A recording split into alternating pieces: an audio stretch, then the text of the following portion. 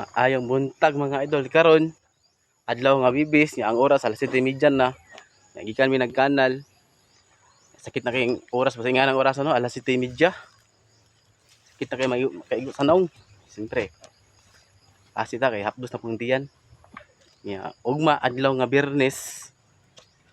Naay magpahurnal og kining lubi. Itapok lang daw ko. Nya siyempre sugot na lang pud ko kay yamat lang ba makakwarta pud ko. Nya pili ra man biya na ako ang area kay may magbuot o man ang area diha apoy masuko. Ako ray masuko diha. Nya dito mi sa mayahay no. Ito kang Idol Yoyong. Dito ko maghunol sa area. Ugma ay lang gyud mo kung makaya pa ba nako kay siyempre lima po akatuig na narbaho. Hangat-hangat gyud na.